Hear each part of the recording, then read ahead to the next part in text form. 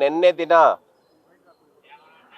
ನಮ್ಮ ದೇಶದ ಮಾಜಿ ಪ್ರಧಾನಮಂತ್ರಿಗಳಾಗಿರ್ತಕ್ಕಂಥ ರೈತ ನಾಯಕರಾಗಿರ್ತಕ್ಕಂಥ ಹಿರಿಯ ನಾಯಕರಾಗಿರ್ತಕ್ಕಂಥ ಮಾನ್ಯ ಶ್ರೀ ದೇವೇಗೌಡರ ಅವರ ಧರ್ಮಪತ್ನಿ ಚೆನ್ನಮ್ಮ ಅವರು ನಮ್ಮ ನಾಡನ್ನು ಅಗಲಿದ್ದಾರೆ. ಅಪ್ಪಟ ಭಾರತೀಯ ಮಹಿಳೆಯಂತೆ, ಅಪ್ಪಟ ಭಾರತೀಯ ಸಂಸ್ಕಾರದಿಂದ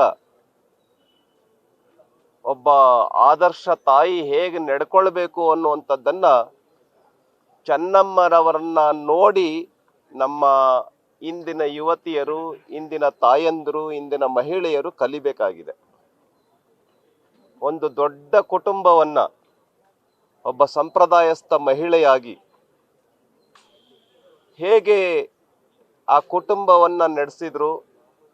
ದೇವೇಗೌಡರು ಸಂಪೂರ್ಣವಾಗಿ ರಾಜಕೀಯದಲ್ಲಿ ತೊಡಗಿಸ್ಕೊಂಡಿದ್ದ ಸಂದರ್ಭದಲ್ಲಿ ಅವ್ರ ಮಕ್ಕಳಿಗೆ ಆದರ್ಶರಾಗಿ, ಕುಟುಂಬಕ್ಕೆ ಆದರ್ಶರಾಗಿ, ಕರ್ನಾಟಕದ ಎಲ್ಲ ಜನರಿಗೆ ಆದರ್ಶವಾಗಿ ಒಬ್ಬ ಭಾರತೀಯ ಮಹಿಳೆ ಹೇಗಿರಬೇಕು, ಹೇಗಿರಬಹುದು ಅನ್ನುವಂಥದ್ದನ್ನು ತಮ್ಮ ಜೀವನ ಪೂರ್ತಿ ನಡೆದುಕೊಂಡು ತೋರಿಸಿದ್ದಾರೆ. ಹಾಗಾಗಿ ಅವರ ನಡೆಯಲ್ಲಿ, ನುಡಿಯಲ್ಲಿ, ಜೀವನದಲ್ಲಿ ಒಂದು ಸತ್ಸಂಪ್ರದಾಯವನ್ನು ಬಿಟ್ಟು ನಮ್ಮನ್ನು ಅಗಲಿದ್ದಾರೆ.